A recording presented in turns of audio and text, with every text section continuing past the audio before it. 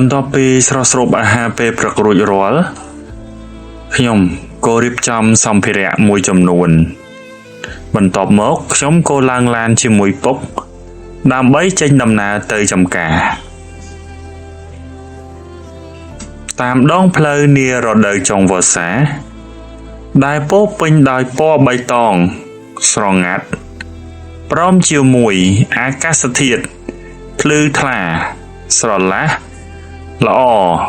ធ្វើឲ្យអារម្មណ៍ស្រស់ស្រាយសំឡេងបក្សាបក្សីយំរំពងពាសពេញព្រៃនាតាមដងផ្លូវដូចជាតន្ត្រីធម្មជាតិដែលលេងកំដរនាពេលព្រឹកផងដែរក្លិនប្រហើរនៃបុប្ផាជាតិមានក្លិនលាយឡំគ្នាចម្រុះក្លិនដែលធ្វើឲ្យអារម្មណ៍របស់ខ្ញុំអណ្ដែតអណ្ដូងទៅតាមធម្មជាតិដែលពោពេញទៅដោយភាពស្រស់បំព្រងនាតាមដងផ្លូវមិនយូរប៉ុន្មានពុកក៏បរឡានមកដល់ចំការចំណែកខ្ញុំក៏ម្នីចុះពីឡានដើម្បីជួយជញ្ជូនសម្ភារៈជាមួយពុកដាក់ចូលទៅក្នុងផ្ទះចាំចំការបន្ទាប់ពីជញ្ជូនរបស់របររួចរាល់ខ្ញុំក៏ដើរសម្ដៅចូលទៅក្នុងចំការពោតមុនពុក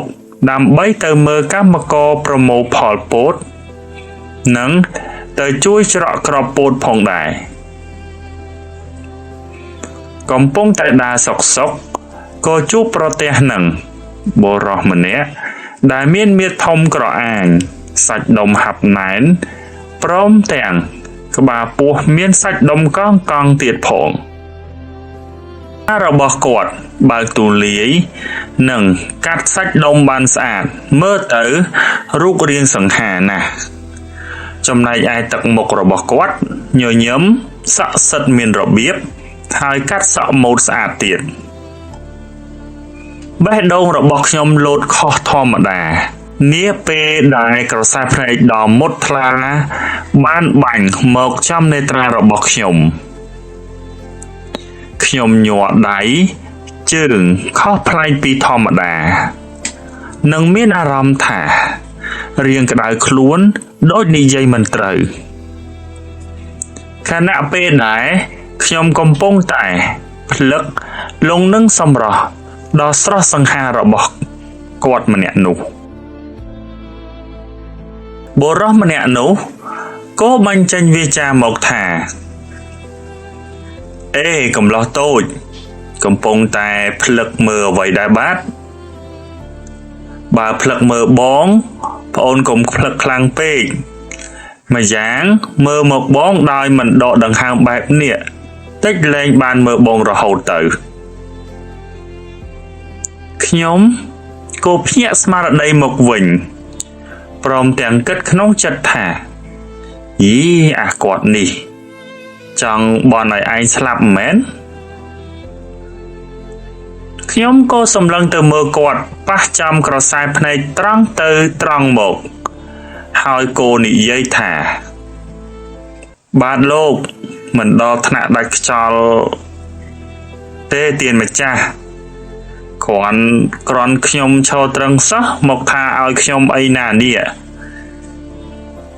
ក្នុងចិត្តរបស់ខ្ញុំក្តៅដូចម្នេះពុះប៉ុន្តែមិនហ៊ាននិយាយពាក្យមិនសមរម្យឡើយខ្ញុំក៏បន្តសួរគាត់ទៀតថាលោកបងទើបតែមកថ្មីមែនទេខ្ញុំដូចជាមិនដែលឃើញបងប្រុសពីមុនមកសោះបងប្រុសម្នាក់នោះបានណែនាំខ្លួនរបស់គាត់មកថាខ្ញុំបាទឈ្មោះវេហាជាកម្មករដែលទើបមកថ្មីដែលស្នើសុំលោកដង្ខៅសត្យាជាម្ចាស់ចំការដើម្បីមកសិក្សាដកស្រង់បទពិសោធន៍អំពីរបៀបគ្រប់គ្រងចំការនិងការដាំដុះនៅលើទឹកដីស្រុកចំការលើនៃខេត្តកំពង់ចាមនេះបាទបងវេហាក៏បានសួរត្រឡប់មកខ្ញុំវិញថាតើប្អូនជាកម្មករនៅទីនេះមែនដែរឬទេ ឬក៏ជាអ្នកទិញផលិតផលកសិកម្មហើយប្អូនឈ្មោះអ្វីដែរហើយមានអាយុប៉ុន្មានពេលដែលបានលើសំណួរទាំងនោះខ្ញុំក៏តបទៅគាត់វិញថាបងប្រុសអ្នកជំរឿនប្រជាជនមែនឬក៏អ្នកកាសែតបានជាមកសម្ភាសខ្ញុំចង់100សំណួរនេះវេហាក៏តបទៅរដ្ឋាវិញថាបងសួរមិនដល់5សំណួរផងនឹងកុំពន្លើសពេកក្មេងតូចប្រយ័ត្នបាបវេហានិយាយបែបផ្លែផ្កាដាក់ឲ្យរដ្ឋាពេលដែលរដ្ឋាឮគេឌឺដងផ្លែផ្កាដាក់ខ្លួនបែបនេះក៏បែរជាមុខក្រហមហើយក៏ឆ្លើយបែបកំបុតទៅវេហាថាបាទ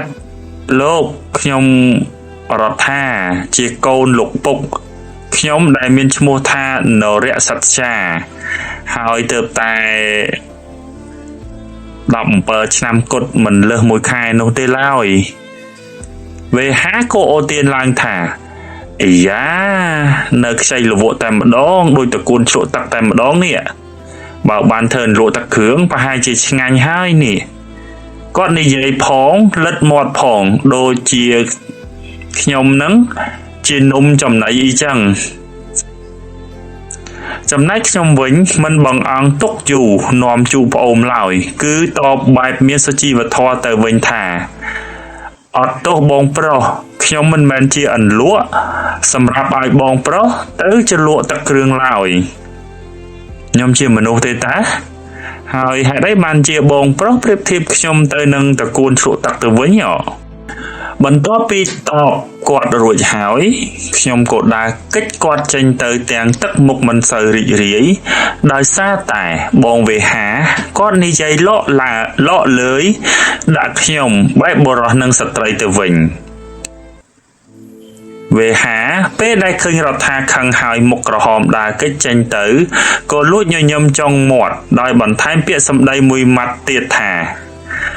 បងអូនរដ្ឋាមិនដេចដើរចេញទៅលឿនម្លេះបងនិយាយមិនទាន់អស់ចិត្តផងរដ្ឋាបានងាកត្រឡប់មកវិញហើយក៏ស្រែកមកថានេះម៉ោងធ្វើការណាបងមិនមែនម៉ោងឲ្យបងមកប្រើពាក្យសម្ដីញ៉ែប្រប្រាក់ឌឺដងបែបនោះទេប្រយ័ត្នខ្ញុំប្រាប់លោកពុកថាបងកិច្ចម៉ោងការងារពេលដែលឮរដ្ឋាស្រែកដាក់បែបនេះវេហាក៏លួចញញឹមខោចមាត់ព្រមជាមួយទឹកមុខដ៏មាំគួរឲ្យខ្លាចបន្ទាប់មកនរៈកំឡោះក៏លើកកន្ត្រកពោតយកទៅដាក់នៅកន្លែងសម្រាប់ប្រលេះគ្រាប់ដើម្បីឲ្យឈ្មួញយកធ្វើជាចំណីសត្វកម្មករសម្រុកកាច់ពោតដើម្បីឲ្យទាន់ពេលព្រឹកត្រជាក់ងាយស្រួលធ្វើការពួកគេប្រមូលបណ្ដានិយាយគ្នាបណ្ដាដើម្បីបង្កើតបរិយាកាសឲ្យកាន់តែរីករាយនិងមិនសូវស្ងាត់ផងកំពុងតែបេះពោតសុកស្រាប់តែកំឡោះរដ្ឋាបានយកទឹកនិងអាហារសម្រន់មកឲ្យកម្មករហូបដើម្បីបង្ការភាពហេវហត់អស់កម្លាំងកំឡុងពេលកាច់ពោតកម្មករនាំគ្នាប្រកបប្រកាសហៅគ្នាមកហូបអាហារសម្រន់ដែលយកមកឲ្យដោយកំឡោះរដ្ឋាលោកដង្ខៅនរៈសច្ចាគាត់តែងតែយកចិត្តទុកដាក់ជាមួយកម្មកររបស់គាត់ណាស់ការយកចិត្តទុកដាក់បែបនេះបានធ្វើឲ្យកម្មករទាំងអស់នោះខំប្រឹងប្រែងធ្វើការដោយមិនគិតពីភាពនឿយហត់ឡើយពួកគេតែងតែធ្វើការដោយប្រុងប្រយ័ត្ននិងមើលថែទាំចំការរបស់លោកដង្ខៅប្រៀបបីដូចជារបស់ពួកគេដូច្នោះដែរលោកដង្ខៅបានផ្ដល់អត្ថប្រយោជន៍និងគោរពស្រឡាញ់កម្មករទាំងអស់ប្រៀបបីដូចជាសាច់ញាតិរបស់គាត់ផងដែរលោកមិនដែលរើសអើងប្រកាន់វណ្ណៈទៅលើពួកកម្មករទាំងនោះឡើយ ដោយសារតែទង្វើរបស់គាត់បែបនេះហើយទើបបានជាធ្វើឲ្យរដ្ឋាតែងតែរៀនសូត្រតាមរបៀបឪពុករបស់គេកិច្ចការតូចធំធ្ងន់ស្រាលក៏លោកបង្រៀនកូនឲ្យចេះសពគ្រប់ផងដែរ